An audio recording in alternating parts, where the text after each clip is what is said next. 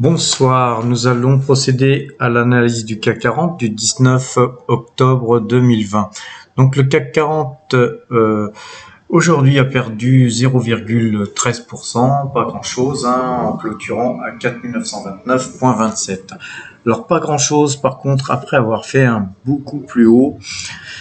Et donc, pas jolie bougie, mais néanmoins, on peut considérer l'ensemble de ces deux bougies en les mixant, en faisant une moyenne d'ailleurs de ces deux bougies.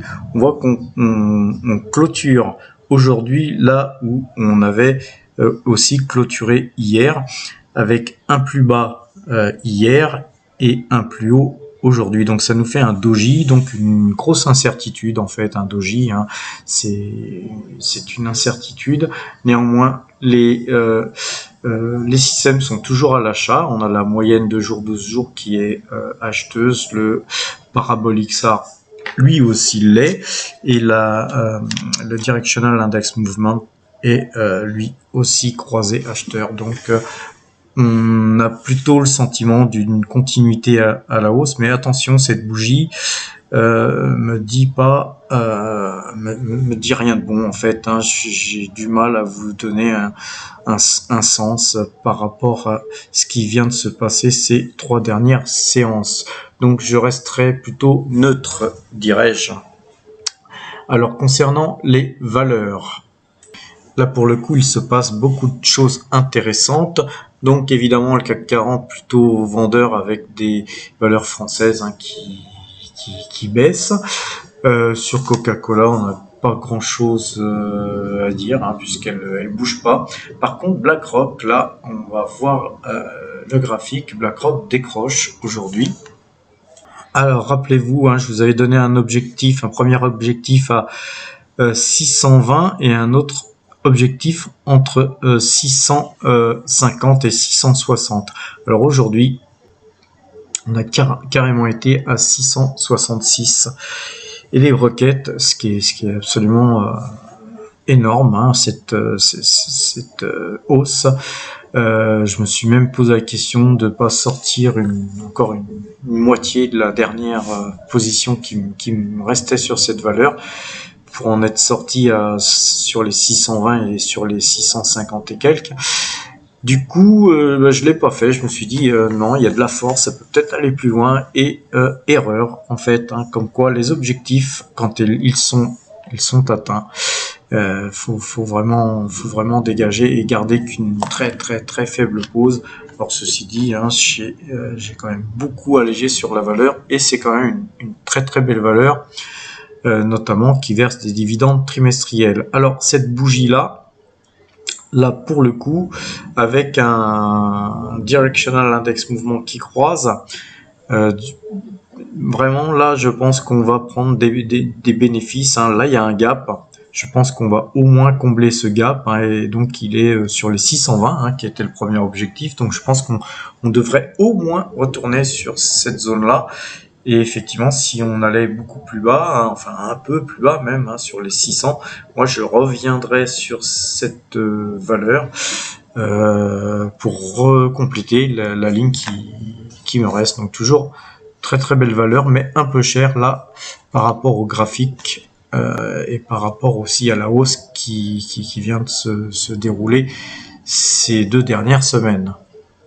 Alors sinon Air Liquide ne bouge pas du tout, donc aussi Rubis monte un peu, et une valeur que je vous avais conseillé hier, Seagate Technologies. Donc aujourd'hui j'ai complété ma ligne, j'ai continué à acheter un peu de Seagate Technologies.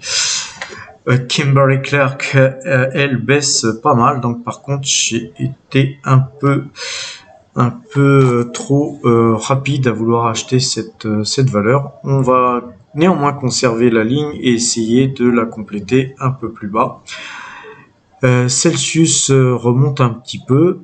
Autre valeur que j'avais acheté hier soir après ma vidéo, donc vous n'avez pas pu en bénéficier, c'est B&G Food. Donc B&G Food, on va regarder un peu le graphique.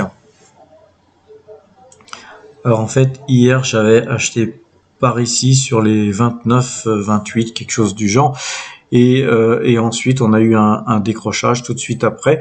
Donc quand on voit ce décrochage plus cette bougie qui est une sorte de doji avec un petit corps en dessous de la clôture d'hier, j'encourage plus à l'acheter dans l'état actuel des choses graphiquement. Ceci dit, c'est une très très belle valeur qu'on surveillera parce que c'est pareil, c'est une valeur qu'on peut acheter à tous les niveaux, et je vais vous dire pourquoi.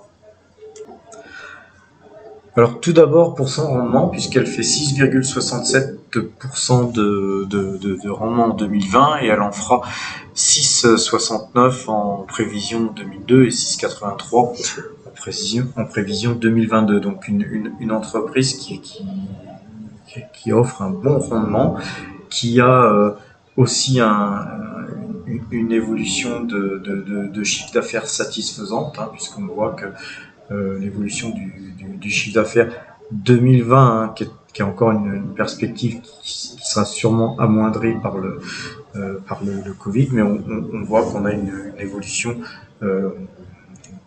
avec une pente positive, et puis un dividende par action qui progressivement augmente d'année en année. Donc les prévisions sont bonnes sur ce titre, et j'aimerais vous montrer autre chose.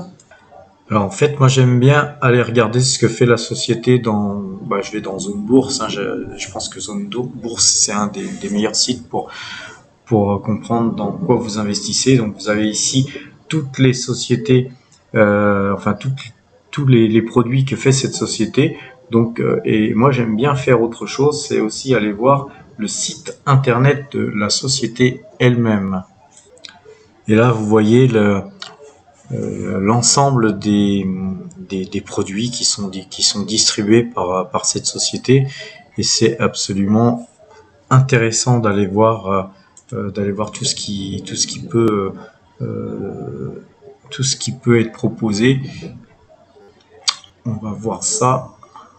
Donc voilà, vous avez tout un tas de marques qui sont distribuées dans les grands magasins aux États-Unis, et vous voyez que l'ensemble de toutes ces marques, c'est absolument énorme.